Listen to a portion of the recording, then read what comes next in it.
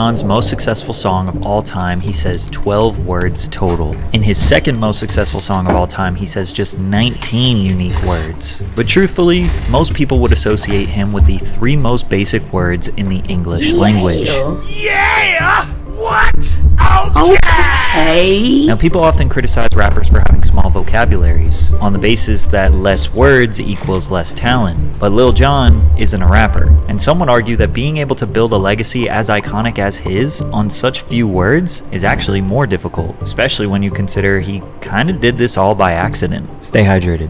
Lil Jon is known for his energy, hype, and love for partying, with iconic lines like, "If you ain't getting drunk, get the fuck out the club." He carried that same energy throughout his early years. In high school, he loved punk rock music, spending his weekends in mosh pits at Agent Orange shows. And considering his love for partying, what's more important to a party than a DJ? At age 16, Lil Jon taught himself how to DJ in his parents' basement. They used to let him throw his own parties under their supervision rather than let him be in the streets somewhere. And that proved to be the right decision, because as Lil Jon got into his 20s, his skills would impress someone who would change his life forever. Jon landed a regular DJ gig at Club Phoenix in downtown Atlanta. It was at Club Phoenix where he was scouted by rapper, producer, and executive Jermaine Dupri.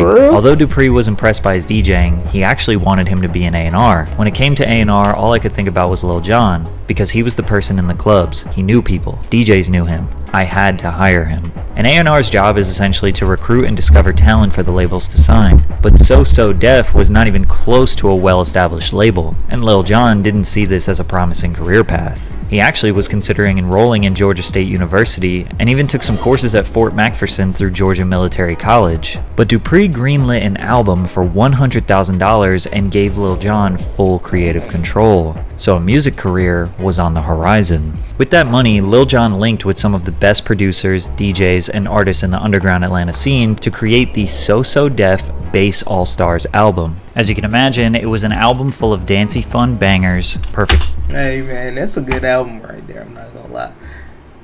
Lil Jon helped make that album? Hey man, some things you never know. I didn't know Jermaine Dupri found Lil Jon too. That's hard. Jermaine Dupri done found a lot of people, man. Lil Bow Wow. TLC. That's a lot of people, Perfect for the club. You probably recognize track 2. Chris Cross. My Boo by Ghost Town DJs became known for the Running Man Challenge, a viral dance that absolutely dominated the internet in 2016, bringing it to number 27 on the Billboard Hot 100 20 years later. Lil Jon produced that song 2 decades earlier. However, in 1996, the album was also pretty popular. It climbed to the 9th spot on the R&B and hip-hop chart, solidifying Lil Jon's presence and influence in the music industry. Jon was known all around the country for turning up clubs with the songs he produced. Now it was time for him to jump on the mic. The group Lil Jon and the East Side Boys was formed, with him and his 2 childhood friends, Big Sam and Lil Bo. We'd be the rowdy crowd in the club. So Lil Jon told me and Bo we were going to do a song, Who You With. I was like, okay, we'll do a song and that'll be it. And a couple weeks later they came back and said, we want you guys to do an album. So we did an album. I don't know why he chose us, I'm just glad he did. Lil Jon and the East Side Boys put out their first record independently, starting with Get Crunk, Who You With, the album, in 1997. The album was jam-packed with records that talked about shaking ass and getting lit, complemented by production containing simple synth melodies, repetitive claps, and lots of bass. They ended up selling 100,000 singles and 40,000 albums on their own. They had the underground in a chokehold because their records were fun. They reduced the idea of having intricate verses to fun chants that everyone in the club would memorize before the song was over. Put Yo Hood Up, Move and Bia Bia were perfect examples of this.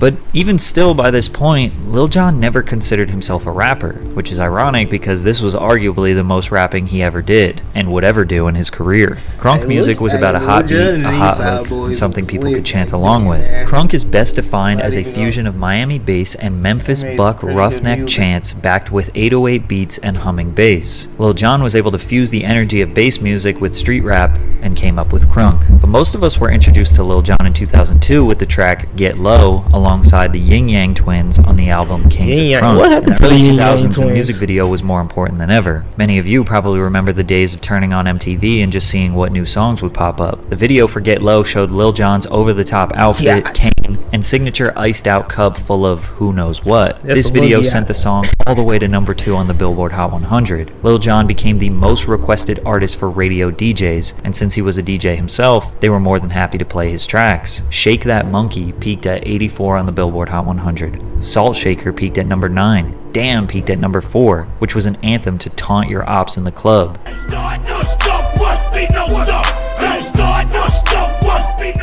2003, Lil Jon was on fire, and everyone in the industry wanted him on their song if they wanted it to go crazy in the club, and Usher was the first artist to truly capitalize on that. At the time, Usher was an R&B sensation who had slow and sensual songs topping the charts, but he wasn't exactly being played in the clubs. Lil Jon was about to change that when they linked up and made a song called Yeah, with the hook focusing on one of Jon's iconic ad-libs repeating 12 times. But they needed a People rapper still to listen to certify Yeah this to as a this club day. smash, so they sent it over Yeah, to that Ludacris. everywhere. Lil Jon sent me the record, you know, with Usher's lyrics on there. Another record instantly, as soon as I heard it, I was in my house in Atlanta. Instantly, I was That's like, it. this shit is out of here. It took me no time The to fact write that my they verse still for it. play that And I was like, this is such a smash, I gotta be on more than just a verse. Yeah spent an astonishing 12 weeks at the number 1 spot on the Man, Billboard Hot 100. that song is a hit though. You hit it on you can hit it on like commercials today. You might hit it on the radio today. I don't even know why they playing it on the radio, but you might hear it on the radio. You might hear it in the club. You definitely gonna see it in some commercials though, like Super Bowl commercial, all that. And you gonna hear that somewhere. They might 100. play it at Yeah the is game. a true anthem of the early 2000s and at every awkward middle school dance. It was on every list of the top songs of the decade and is easily one of the most iconic hip-hop club records of all time. From there, he had even more Billboard success with songs named after his ad-libs, Let's Go and OK. He also had Kulo with Pitbull, Lovers and Friends, and What You Gon' Do. Whether it was a song to get the gangsters hype or the ladies to dance, Lil Jon had the music industry in the palm of his hands. But it wasn't technically his Baby, your lovers and friends. Y'all wasn't there. Y'all wasn't there, bro. If you was there, hit that like button though. music that solidified Lil Jon as a cultural phenomenon. It was Dave Chappelle. On Season 2, Episode 6 of The Chappelle Show, Dave premiered a skit called A Moment in the Life of Lil Jon. I Are you remember checking that. any luggage today, sir? Yeah! Did you pack the bags yourself? Yeah! And the bags have been in your possession the whole time? What? I'll never forget the morning after this episode aired. It seemed like everyone in my school was mimicking this skit, yelling what, yeah, and okay. Because of Dave Chappelle, people who had no idea who Lil Jon was knew him as the guy who said what, yeah, and okay. A moment in the life of Lil Jon became a go-to recurring bit for Dave's show. He reimagined the skit in Season 2, Episode 7 and Episode 13 alongside the real Lil Jon. Keep in mind, The Chappelle Show averaged 3.1 million viewers per episode in 2004, just shy of... He was getting 3.1 mil views each episode. I'm pretty sure Patrick CCC said this when he was talking about it on that episode that we watched. I just don't remember it, but dang. And that was like in 04, bruh. He was eating. Yeah. Saturday Night Live's 3.7 million, but his cultural impact reached far and beyond that. At the time, Dave Chappelle was Each comedy. episode, Whatever he though? thought was funny, America thought was funny. And Lil Jon was one of the most successful bits he ever did. Jon even says Dave changed his life. I was talking about it to him that night. You know, every time I see him, I tell him, you know, like that night, I was like, you ruined my life. Now, the reason why Lil Jon jokingly says Dave ruined his life is because of, well, this. Man, you sound like a bird. It's like, They gotta be annoying if people walking up to you like that. dying bird. Is there anything that you say that you get so annoyed with that fans scream to you? What? Yeah. What is the most annoying ever? Lil Jon was kind of turned into a meme, which definitely helped his brand recognition, but was likely very annoying over the years to have random people shout at you obnoxiously when you're at the airport or dinner with your family. To make things even worse, the crunk era was dying. Quickly. For the next few years, Lil Jon had some popular songs in rotation, such as Girl Fight, Snap Your Fingers, and Go to Church. Although the songs made during the snap/crunk era are nostalgic to look back on, the subgenre was very one-dimensional, and it's honestly surprising how long it remained popular. Songs were repetitive, with basic call and response chants, the beats all started to sound the same, and artists lacked the versatility necessary to maintain a fan base. And although Lil Jon was a pioneer of the genre, he needed to pivot or he would get left behind. Since Jon was a producer, he was able to stay in the mix with people who were pushing the next sound, and as we approach the 2010s, we got this new wave of feel-good rap, pop, dance, and cheesy electronic sounds coming from the likes of Flo Rida, Pitbull, and LMFAO. These iconic songs became timeless wedding and prom bangers, and Lil Jon's iconic ad-libs and hype energy fit right into these tunes. Crazy, the anthem, Do You Remember?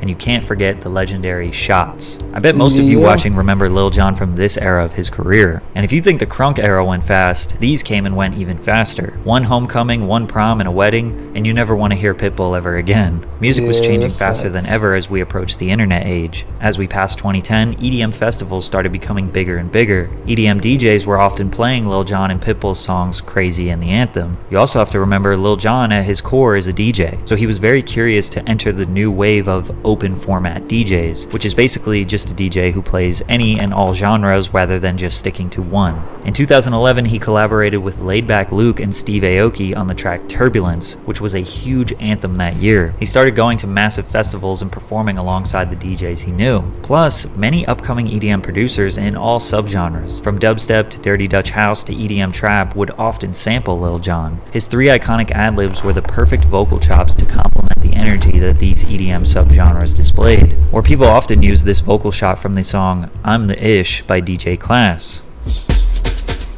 Put your fucking hands up!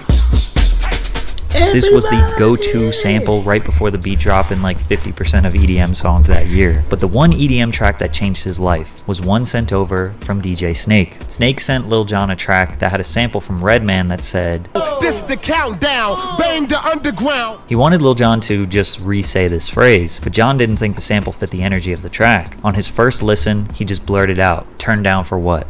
and knew it was a smash. Only Lil Jon can say 4 words into a mic and know that it's going to be a hit record. He added 8 more words that most of you probably don't even care about. Fire Up That Loud, another round of shots. But DJ Snake didn't like it. Jon asked Snake to just trust him. He started playing the song at their DJ sets, and the crowd would go nuts. It was one of the few records I've ever had that when I played it in my sets, every time another DJ came up to me like, yo, begging. What is that? Yes, let me get that. Let me get that. This song's popularity was also accelerated by Vine users, with the first lady even making a video to it. Turn up for what? 10 years after his first number 1 song with Usher, Lil Jon went number 1 on the Billboard Hot Dance and Electronic chart for 12 weeks. 1 week for every word he said on the song. Lil Jon was already an icon in hip-hop. This record made him an icon in EDM. And these days, he has a much bigger presence there than in hip-hop. EDM DJs will send him a record to scream one of his iconic phrases before the drop, and he takes 50% of the revenue for the song. And he deserves it, because a Lil Jon sample will always get people rowdy.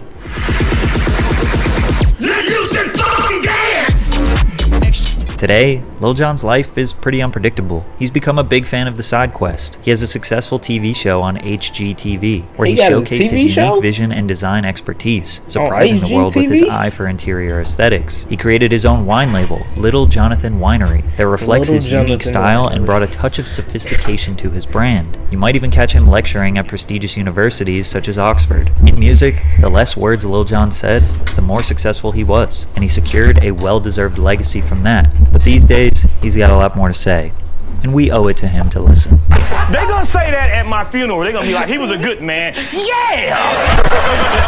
I said he was a good man. What? Yeah! Man, he rest in peace. Okay! Dang, man. They gotta be annoying sometimes. I ain't gonna lie.